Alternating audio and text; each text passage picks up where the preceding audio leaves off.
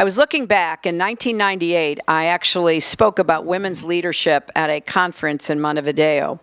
Back then, according to the statistics, women in Latin America were trailing men in education, economic and health indicators, and security. Many countries were still emerging from decades of dictatorship and political violence. 17 years later, there's been enormous gains in Latin America and the Caribbean.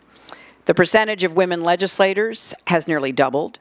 Girls are now equal to, even surpassing, their male classmates in educational enrollment.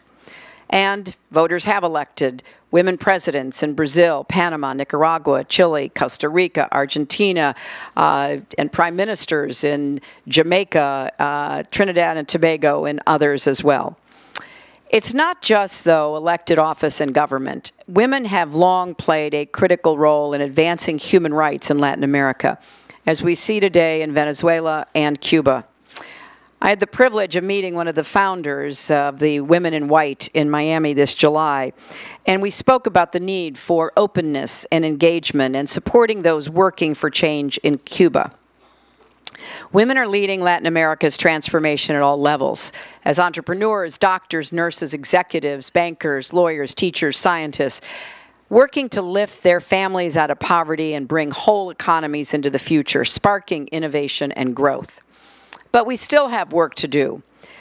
We need to raise incomes and end poverty, eliminate gender-based violence, strengthen reproductive rights, end the outrage of women getting paid less than men, take on inequality.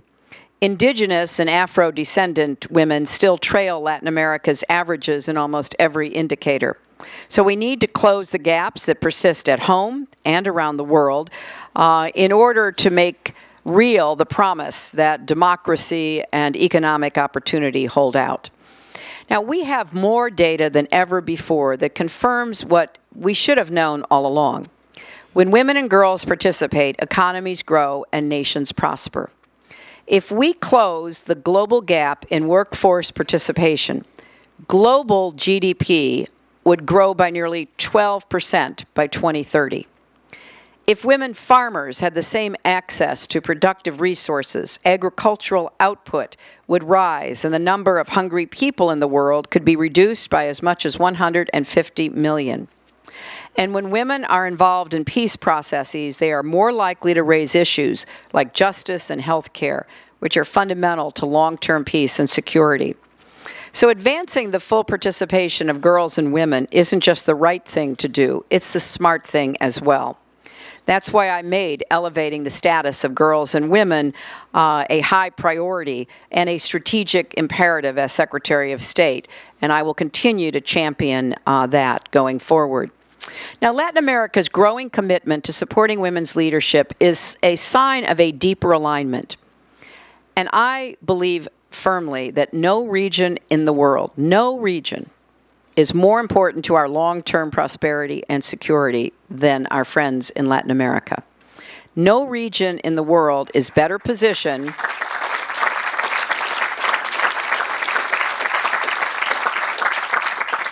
No region is better positioned to emerge as a new force for global peace and progress.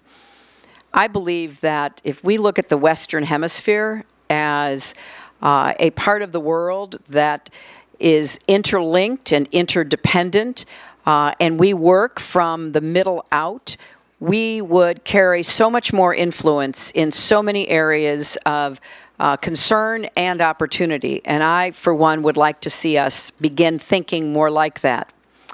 Yet I have to hasten to say that I know there are Americans who only think of Latin America as a land of crime and coups. They're very out of date, but that is a stereotype that has fixated itself in the psyche. They want to return to a failed policy on Cuba and cut our ties instead of strengthening them. They talk about deportation and walls instead of recognizing that America's diversity is our greatest strength, and supporting meaningful reform that will keep families together benefits all of us.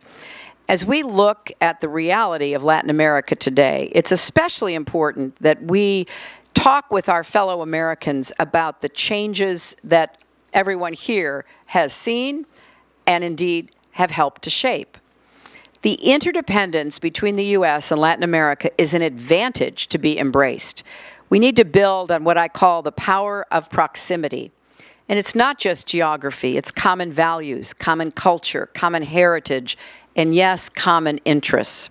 Closer ties across Latin America will help our economy here in the U.S. and strengthen our hand around the world. And there is enormous potential for cooperating on clean energy to combat climate change. And I have to give credit to a number of Latin American countries that have been leaders in the effort against climate change. And today in Paris are once again leading the way in talking about innovation, moving more quickly toward clean energy. And we should be looking for every opportunity to collaborate. Now, there is a lot of work that we need to do together to take on persistent challenges, such as crime and poverty, and to stand in defense of our shared values.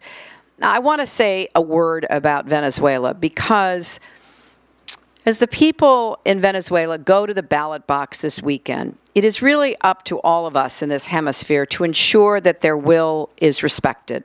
And that responsibility begins with the Maduro administration, which to date has been doing all it can to rig these elections, jailing political opponents, blocking others with trumped-up charges, stoking political tensions. And I am outraged at the cold-blooded assassination of Luis Manuel Diaz on stage at a rally last week. Our voices need to be raised on behalf of the people of Venezuela.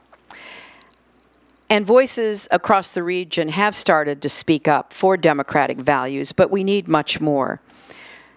The people of Venezuela need to know that their friends and neighbors in the Americas are rallying to their cause and defense. They are not alone. They deserve every opportunity to have the same choices and chances that everyone in this hemisphere is finally seeing within grasp. Now, the United States also has to show leadership and lead in the region more broadly. And I, for one, am pledged to do that. Because as I think about our future, I'm really excited about how much more we can do together.